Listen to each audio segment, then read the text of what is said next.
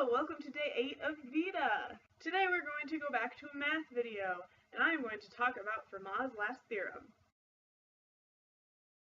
If you watched my math books recommendations video, Fermat's last theorem might sound familiar to you because it is the basis of this book, Fermat's Enigma by Simon Singh. The story of Fermat's last theorem is just so cool that I thought it deserved its own video, so here it is. This story starts all the way back in ancient Greece, so put on your time-traveling pants and head on back. You probably remember doing something like this in high school math class. We have a right triangle with side lengths of 3 and 4. Find the length of the hypotenuse, which is 5. Now, refresher, the Pythagorean theorem states that a squared plus b squared equals c squared. And as you can see from the example that I showed you, there are whole number solutions to this problem. 3 squared plus 4 squared equals 5 squared is just one example. There are many more. In math, we like whole number solutions. You probably liked getting a whole number solution rather than a decimal or a fraction. Real mathematicians also love whole number solutions. That is our journey back to ancient Greece. Let's fast forward a little bit to the 17th century and meet Pierre de Fermat. We can't actually meet him because I don't actually have time travel. Fermat was a mathematician.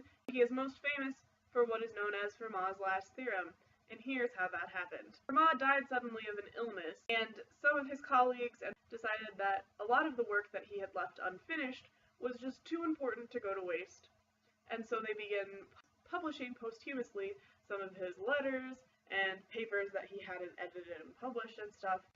This was published in 1670, and this is where the last theorem comes in.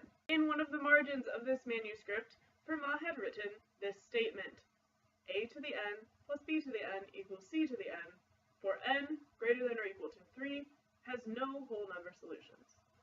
Now that means that, for example, for the equation a to the third plus b to the third equals c to the third, and a to the fourth plus b to the fourth equals c to the fourth, etc. for increasing powers, there aren't any whole number solutions. So no nice numbers like the 3, 4, and 5 we have here. Also in that margin, Fermat wrote the following sentence: I have a truly marvelous demonstration of this proposition which this margin is too narrow to contain. I have a proof for this, I can prove it works, this margin isn't big enough to fit it, and left it. You have a proof for that? What is it?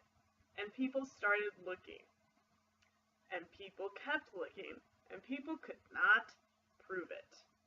And of course, mathematicians need proof of things. We can't just say, oh yeah, it seems like it's probably true, let's go with it.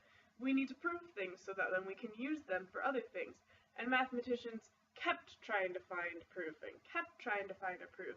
And eventually, someone proved that for a to the third plus b to the third equals c to the third, there was no whole number solutions. And eventually someone proved that a to the fourth plus b to the fourth equals c to the fourth had no whole number solutions. But they couldn't prove it for all of the powers bigger than that. And so about 300 years went by with people trying to prove this theorem. And that gets us to Andrew Wiles. In 1963, a 10-year-old Andrew Wiles went to his local library. He was kind of interested in like puzzles and things like that, and he got his hands on a book called The Last Problem, and he read it, and 10-year-old Andrew Wiles could understand what this problem was. And he was like, okay, I'm going to try and prove it. 10-year-old Andrew Wiles didn't know that people had been trying to prove it for 300 years. The problem had captivated him. Andrew Wiles became a mathematician and devoted his entire adult life to working on this theorem. He actually went into pretty much isolation for 7 years and worked on this theorem in secret for 7 years trying to prove it. And alongside to this story, people have been trying to prove this for years. Most mathematicians had by this point come to the conclusion that whatever proof Fermat had thought that he had for this theorem wasn't actually a proof. It didn't actually work. Fermat only had the math that was available in 1600 to work with at the time, and we are so much farther advanced and still no one could figure it out. So people had pretty much decided that he didn't really have a proof.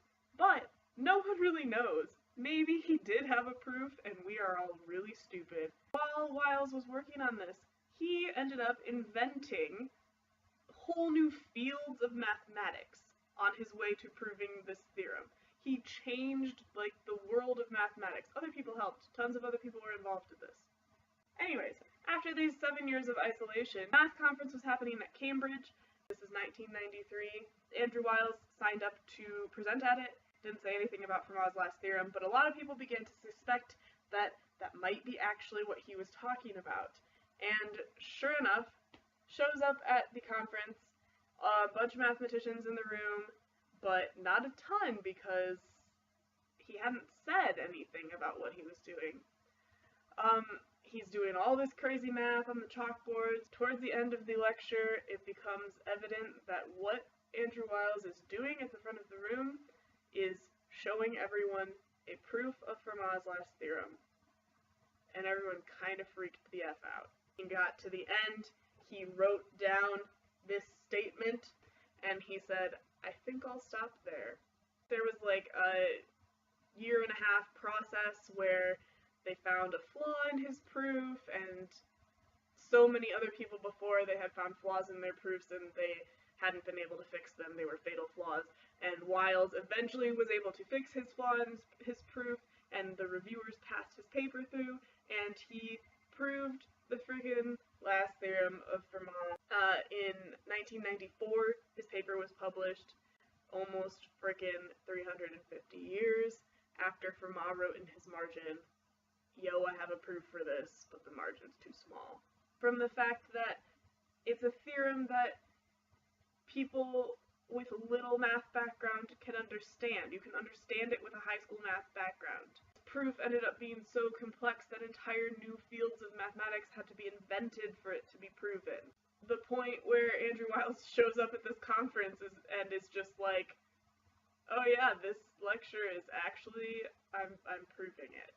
That Andrew Wiles found this problem in a book at age 10 and was intrigued by it, spent the next 30 years working on this problem, and he did it, and he solved it, and I don't know where I'm going with the end of this video, but it's a really cool story, and I love it, and if you are at all interested, you should check it out, because there's a ton more people involved that I left out. There's some really cool chicks involved, female mathematicians, just, oh, so cool. Hope you liked that story. I'm probably going to tell some more stories about mathematicians during this Vita. Any mathematicians that you're curious about, let me know in the comments. Let me know how you feel about Fermat's last theorem. I don't know. I don't know what I'm saying. I'll see you tomorrow.